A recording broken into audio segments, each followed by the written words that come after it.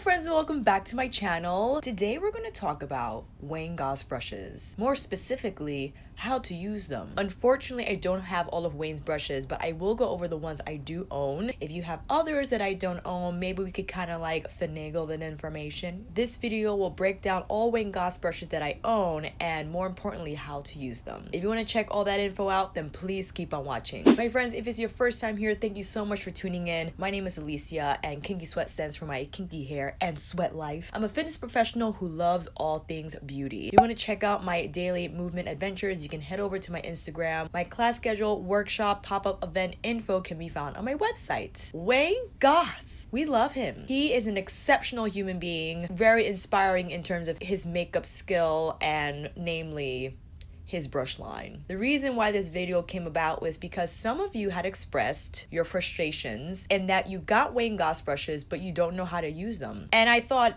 really? And I don't want that to be taken condescendingly. Did I just made an advert up? I thought that if you bought a Wayne Goss brush, you would know how to use it because they're so expensive. Maybe you collect brushes, I don't know. But some of you expressed that you bought these brushes and you have no clue how to use them. Don't know what they're for. They're still sitting in the drawer. Again, if you're looking to just collect Wayne Goss brushes, then that's what you do. But if you're looking to use them and you haven't yet because you're stumped, you don't know what products to use them with, what techniques to use, then let's get to it. I have all my Wayne brushes here. Please don't get mad at me. I know they're not super clean, okay? Just be nice down below in the comment section, okay? I'm gonna start with the Anniversary 2 set that I purchased. I think I'm going on like 2 years now since I got this set. I am missing one brush, but I'll just use his synthetic brush just as a shape example for my explanation. Here is the Anniversary 2 set. If you wanna see my review video on this set, I will link the video up above and down below. This was my first Wayne Goss purchase, I believe. I don't remember if I bought his old number 13 first or after the Anniversary 2 set. Probably around the same time. Now, before I purchased these brushes, I was already very much deep into makeup. I already knew what kind of brushes that I like to use in terms of style and shape. When I first used these brushes, I was like, wow, this feels so different. I was using a lot of Morphe, a Zoeva, which I still use, Smith brushes. When I used the number 3 for the first time from his Anniversary 2, you will see in the video that I was a little stumped. I felt, wow, this feels so different on my eyes that I actually had to relearn how to blend. But let me tell you, I relearned for the better. And ever since I started using Wayne Goss brushes, my technique has changed in the most positive way. My blends are looking good, and it's all because of Wayne.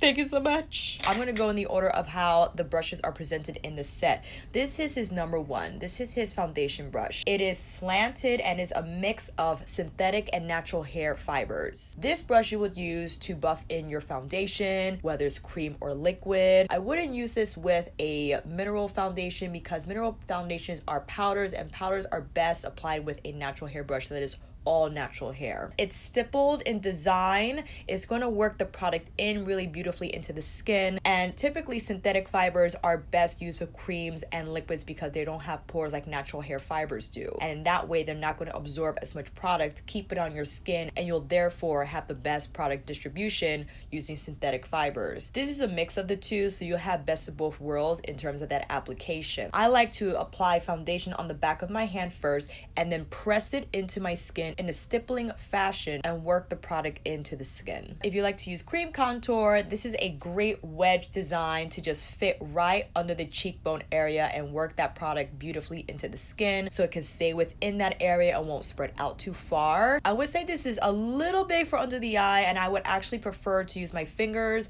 which I have been recently. I've just been using very little concealer every day and use my fingers to blend that out and be done. I would use a smaller synthetic brush or a sponge if you prefer to use a sponge to apply your under eye concealer. If you use cream products to highlight, you could definitely stipple on the lighter cream shade or even liquid shade under your cream contour or whatever medium you use to carve out your face with. If you like to use a beauty blender or any beauty sponge to apply your foundation, then you could use it for that. I actually had to switch brushes because I found this was a little too sticky for me, and I love Wayne's brushes, don't get me wrong. One day I felt, because sometimes my skin gets very sensitized depending if it's like a super allergy type of day, I was stippling the foundation in, but I think I was a little too rough with myself, and I felt like my skin started to react in a very rashy type of way. So I would just be careful with how you apply your foundation, with how you use this brush, because it's not like a typical buffer brush that the bristles are more tightly packed and it will feel softer because of that design. I still like this brush. I don't use it as often because I've been using his synthetic brush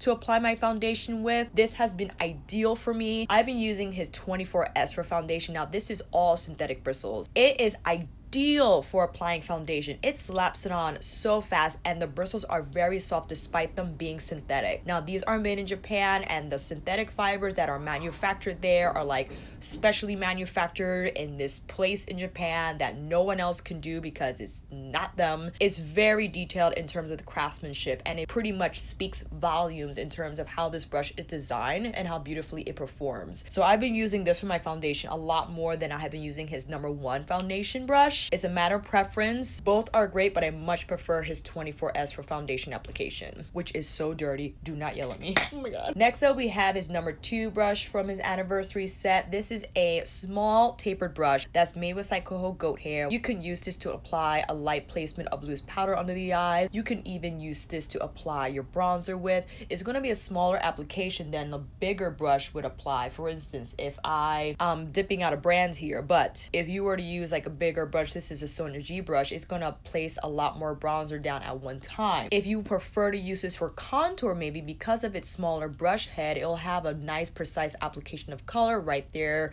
in the cheekbone area. You could also use this to apply your highlighter. Powder highlighter will be ideal with this brush. You could use this to apply a little highlighter on the bridge of the nose, to buff in your makeup once it has all been applied. Even use this for blush. You just whip it around your cheeks and get that color on nice and fleshy. You can use it to carve out under the cheekbone if you have bronzer or contour powder there. You can even use this to lightly buff out the very tip of your shadow if you wanted to pull out more. So this is a very much a multitasking brush. Any of those purposes you can use it for. I primarily use it for setting my under eye concealer because since it is tapered and the brush head is small, it fits perfectly under my lash line, and the bristles are incredibly soft. It will not aggravate your lash line. It won't make you tear up. And again, because this is a natural fiber brush, it's just gonna pick up powder product beautifully because the pores in the natural bristles will make for just a seamless distribution of product. So I like to pat it down under my eye like this. If I don't have my other brushes, I will also use this for a highlight as well, as I mentioned before. So this is a great multitasker, again, because of its size and just overall shape. You can do no wrong with the #2. The #3. This is a blender crease brush. Now, because it is tapered, it is ideal to apply color on your crease. I'll insert a clip here of me using the #3. I believe it's the #3. It's either the #3 or the #16, which are both very similar in size. I use the #16 today to apply this. This is from Pat McGrath's IXC kit in Paradiso. I just use this brush to buff that shade into my crease, pull it across the lid. I used a smaller brush to place it under my lash line, but this is an ideal brush for crease blending. I have never had a more beautiful crease blend since I've been using Wayne's brushes. It tapers up, so because these little hairs start shortening here and then they lengthen as they come up to the tip, it's going to just distribute that shadow perfectly into the crease. Now, this is if you have eyes that are similar to my shape, you have big eyes, and you're able to use this size brush for that crease application. If you have smaller eyes, say it with me now, you know the brush is about to come up. The Wayne Goss #4. This is a smaller tapered shape than the #3, and it is ideal if you have smaller eyes and need not so much powder to be spread from crease to brow bone, but you just need it in that nook. And again, if you have hooded eyes, I just feel it fits so beautifully into the crease and blends out product beautifully well. Anytime you have a tapered brush design like this is primarily used for blending. If you want to pack on lid color, then you would use a shader brush. If you needed a more precise application of color under the lash line or the inner corner, you would use a pencil brush, but I'll get to those designs in a minute. I just wanted to show you how I've been using my number 3 and number 13. I first pick up product from the shadow pan, kick off the excess, and I start going in circular motions. Let's pretend I don't have shadow on my eyes. It's helpful for me to hold the mirror down on an angle, lift my brow bone a little bit so I can see where I'm actually placing the color. Keep that, and then using the tip of the brush, this is a number 4, but I'll show you anyway. Use the tip of the brush to first get the product on the crease and then use circular motions to further distribute and blend. Notice I'm holding the brush near the end of it, because the farther away you hold the brush, the less pressure you'll apply and the product will be more likely to spread out smoother. This is especially important if you have mature lids or you have thin lid skin. You don't want the brush to push and pull on your skin. You want the shadow to glide over the skin so there are no skips and weird blending, patchiness, and texture on your lids and crease. And this is why Wayne brushes are exceptional, because the softer the brush, the better the blend. And the more likely there'll be no skips when you are applying and blending the shadow. If I were using number 13, for instance, this is a much bigger brush, so it's going to get product on there on a larger surface area on the first application. The same way, I hold it on the tip of the brush, take circular motions,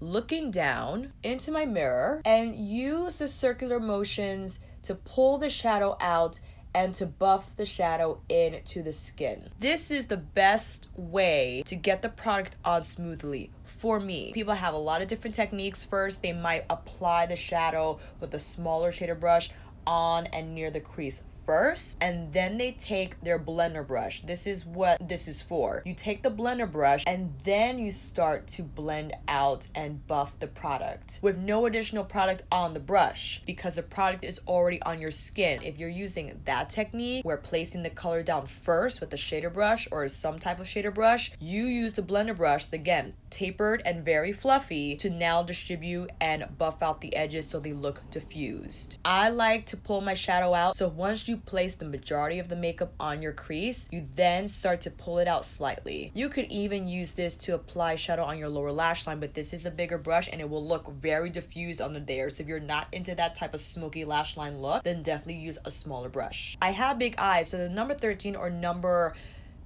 will be great for my crease. But if I wanted to intensify the color placement, I'm gonna do this on the fly, but just so I can show you, I'm taking Cafecito from Salvaje, the Becky G and Color Pop collab eyeshadow palette, with the number 4. With the smaller taper brush, now you'll be able to place down an intensifying shade, keeping it on the V and not it spreading too far. So we take that color, again, I look down and I just place it on the outer V in pat down motions. So the first order of business is to use the tip of the crease brush to place the color where you want it to be most concentrated. I want it to be more concentrated on the V portion of my lid. Once we place the color there, that's where, again, holding it towards the end of the handle, you start to use circular motions to pull the color deeper into the crease. And I'm mimicking the shape, so I'm going crease, lash line, crease, lash line, using very light pressure, especially when you're working with a deepening shade. You want to make sure that it stays under control, it doesn't look splotchy, but look how beautifully that diffused the shade. So any crease brush that's this size or smaller is ideal for intensifying eyeshadow placement. I like very smoky outer thirds, so I take the same brush with the same color and I lightly graze under the outer third of my lower lash line. I connect it to the top and then I start to pull it out a little bit. So this is how I use my NUMBA FO. You could use it in several different ways. Again, if you have smaller eyes, you can use this as your blend out brush. You can use this as your transition color placement brush. Why not? You could even use this to buff. If I were to take Luna, this is like a matte beige shade. I just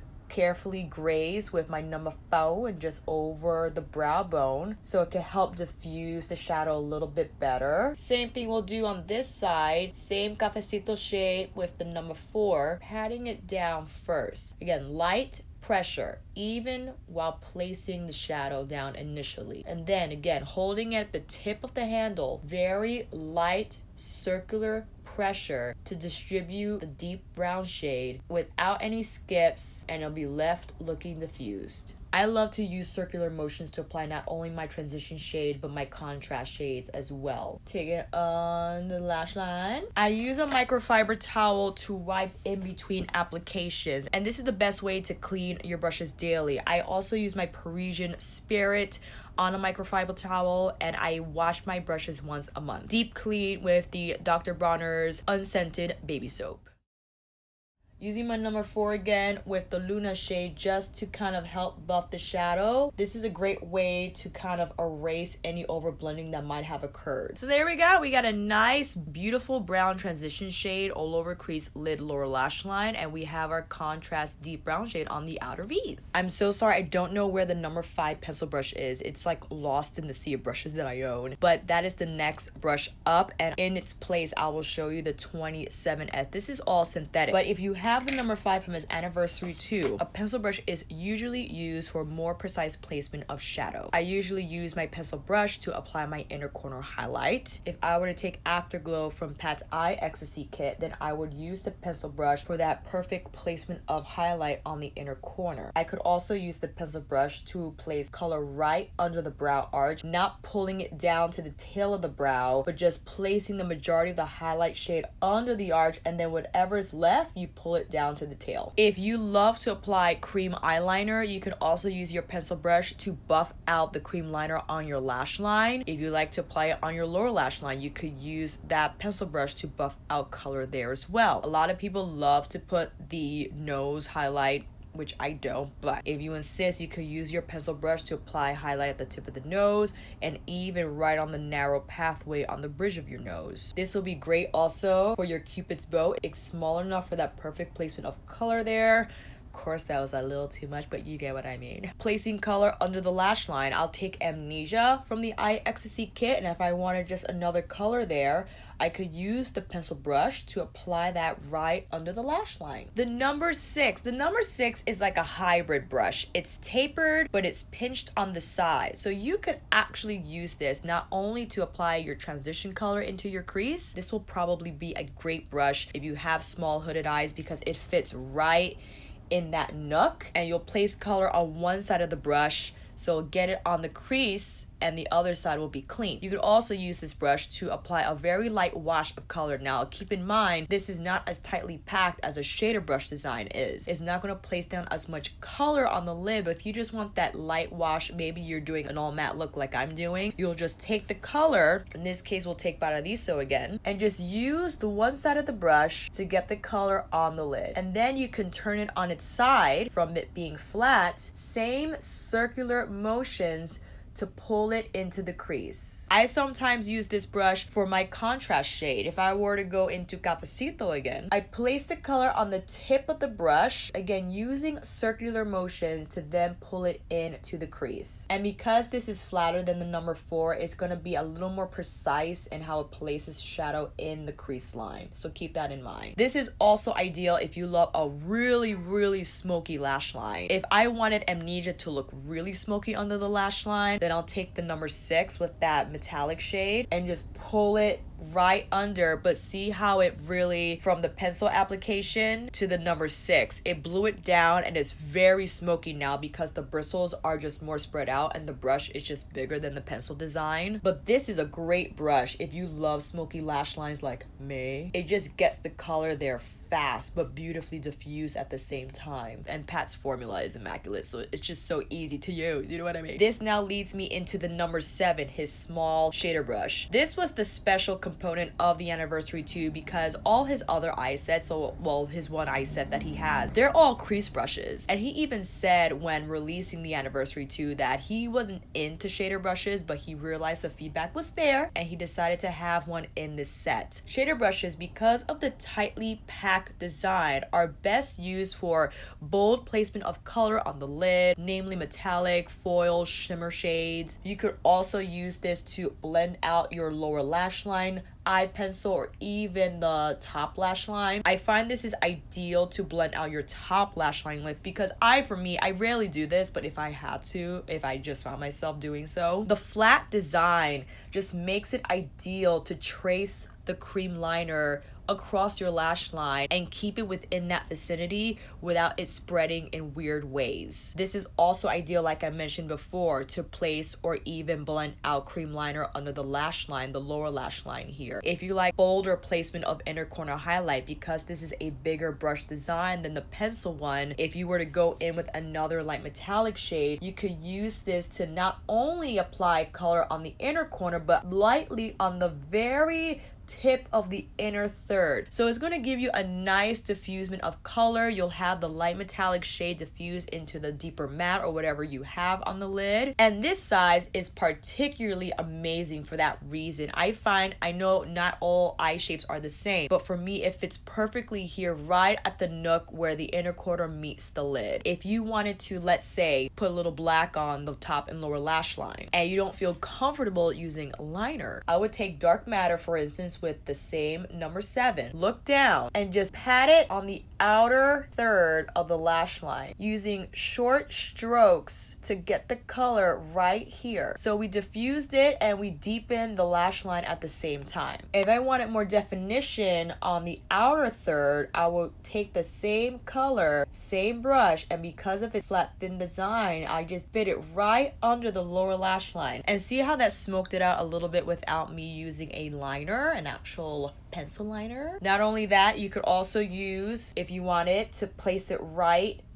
I would just use my phone. Whoa, that's a lot. You could use this to apply highlighter on the bridge of your nose, but that is so intense. So another way you could use your number 2, buff out the mistakes that you made. See that? Another purpose I love to use the number 7 for is brow bone highlight. Perfect to get the color right under the arch, and then from there you'll just pull the excess down. Also, again, Cupid's bow, just to be even afterglow with number 7 on the inner corner, and also to help diffuse the lower half of the inner part of the lash line into amnesia. The number 8 you could use several things with. This is a flat edge brush that you could apply like we did with the number 7 eyeshadow to the top lash line or even the lower lash line. I actually use this sometimes to carve out my brow because of its flat edge. It's just perfect to get that sharp line under the brow for that concealer or primer application. Because of its very specific design, this is very much tied to only certain tasks, like very precise tasks like the ones we just mentioned, the lash line application, carving out the brow. So this doesn't have as many options as maybe like the crease brush or shader brush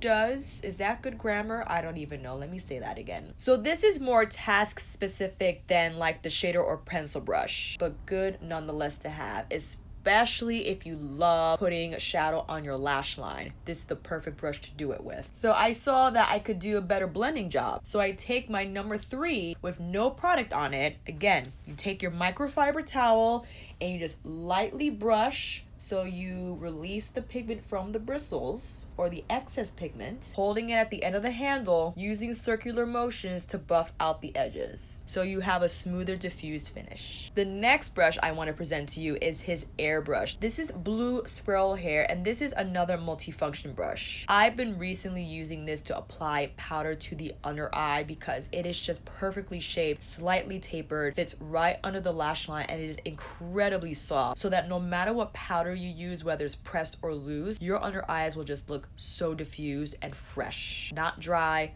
not cakey, because this just picks up the right amount and places it there with ease. Sometimes I use the tip of the brush to just lightly buff out shadow that kind of went nuts, or if I saw an edge that needed a little more buffing. You could also use this to apply highlighter. Now keep in mind, goat hair picks up more product than blue squirrel. Some people prefer using blue squirrel because it's not going to lay down as much product as goat hair would. And when you're dealing with highlighters and if you want highlighters to look low key, then yes, you would go with a blue squirrel brush because it's not going to lay down as much product at once. For instance, if I took my bar of gold and used the airbrush across, you could already see it doesn't pick up that much, and it's a very light, even placement of product, which is ideal again if you don't want that pow wow wow highlight from the get-go. Now if I were to use my number 2, it's gonna put down a little more punch. I would say they're equally soft in application, but typically goat hairs pick up a little more product than a squirrel hair brush would. This is also great to apply blush if you like, apply a very sharp placement of contour powder. You could carve out under the contour or the bronzing powder. This is great for diffusing because look how beautifully it moves across the skin. And I always say diffuse. If you're like, what does that mean? Buffing out your makeup after it's been applied is one of the best ways to ensure a seamless airbrush finish. I like to take my Hourglass translucent veil and whatever I have on the lid, I'm just going to take with my airbrush. I use my hand to just press the excess powder into the bristles, and then you just take it all over your skin. And this brush is insanely soft, so it's not going to disturb the products that were already there. In fact, it will just soften the powder,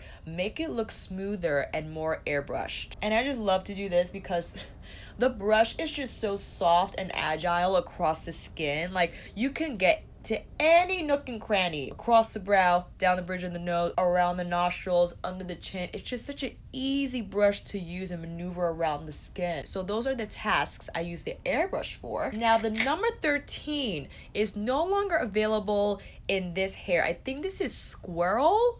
I'm not too sure. I went to check and the brush wasn't even there. The 13 was redesigned with Psychoho goat hair and is undyed. Now because this is dyed, it was recommended that you only use this with powder products. Now because this is more tightly packed and dome shaped, if you love to apply mineral makeup, it is ideal for mineral makeup application. It will just buff the powders beautifully into the skin until it is smooth and blended and diffused. You could even use this to apply bronzer. It's going to be a very concentrated amount because again, the bristles are tightly packed. I will use a looser, longer fibered brush just to kind of have more of an airbrush application when it comes to bronzer. You could also use this to maybe apply blush, but just be careful. Tap off the excess before you go in on your cheeks. This would be great to also carve out. If I were to take my Makeup Forever yellow powder and take my number 13, I could just pull it right under where I need more carving. I used to use this with liquids because I could have swore when it was on Beautylish under the description of uses that he did say I could use this with liquid. And I used to use this with my Herborian BB cream, and I really love the finish. This is definitely a great brush to buff out your products with at the end. Again, you would take whatever loose powder that you love and just use it to buff across the skin. Now, despite it being more tightly packed than his airbrush design, because these bristles are still so soft, it's not going to disturb or move your products when you buff them in and around the skin. Again, I'll quickly mention the 24S from his synthetic set, all of which are now sold individually. I freaking love this brush. The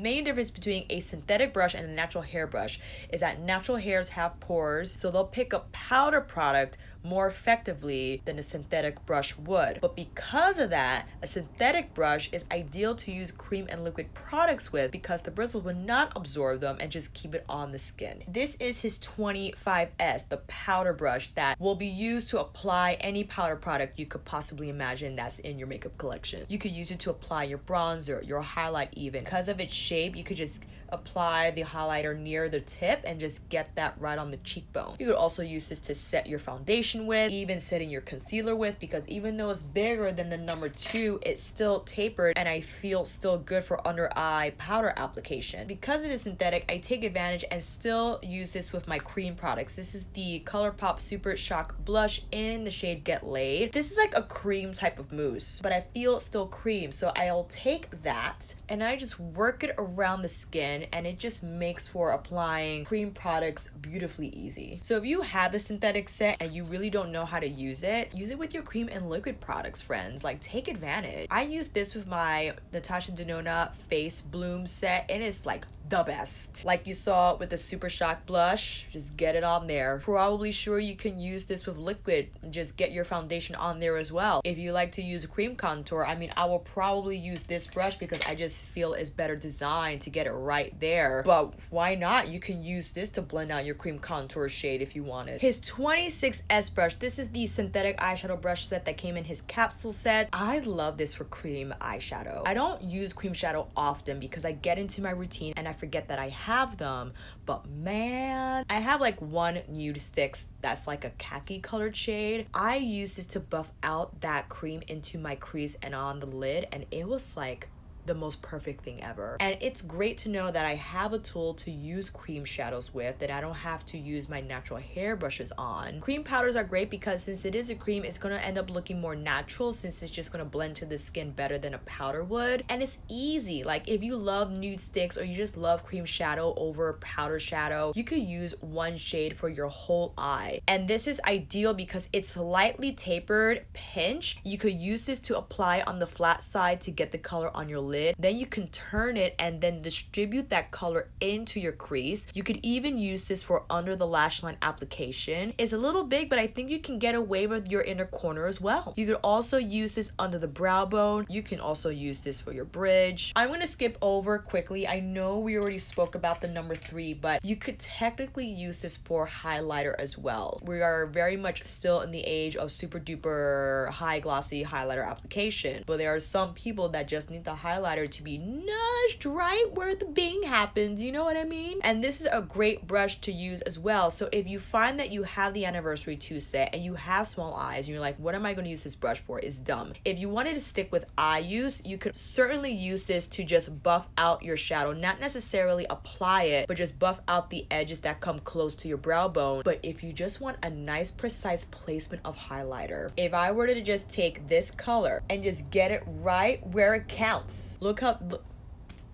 it speaks for itself. So that's if you want like a more precise application of highlighter, this brush will be perfect for that purpose. And then we have the 27S, which is his synthetic pencil brush design. Now the number 5, I'm so sorry, I don't have it with me. If you have the number 5 in this Anniversary 2, the brush head is slightly smaller than his synthetic brush. Perfect, again, inner corner, brow bone, lower lash line, smudging liner, or just placing shadow near the lash line. If you love really avant-garde looks, you could even use not only the shader brush, not only the natural hair pencil brush, but use the brush to just place the color on your crease first. You could even do really nice graphic designs if you wanted to use one shade, whether it be powder or cream. Just curve around the crease, pull it out, and back in again. Like, you can do nutty stuff, like whatever you want. I primarily use this for inner corner highlight or lower lash line shadow application. Those are all the Wayne Goss brushes that I own, friends. If he ever sees this video and he wants me to do an extensive educational video on how to use his brushes, then just let him know to send them my way.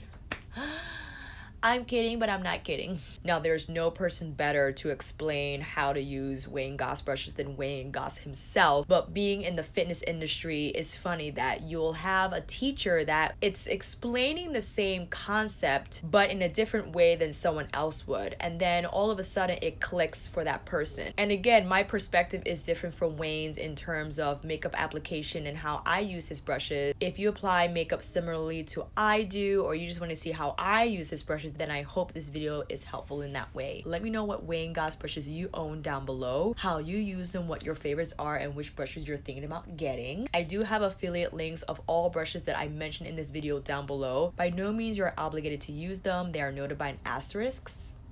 And you just want to go to the Beautylish site, find his page under the brands, and just shop your life away. And that is it, my friends. Thank you so much for watching. I hope this video helped. And if you like this video, please give it a thumbs up and subscribe to my channel. And until then, I'll see you again with another chit chat, demo, tutorial, or review, or how to. Take care, and I'll see you again soon.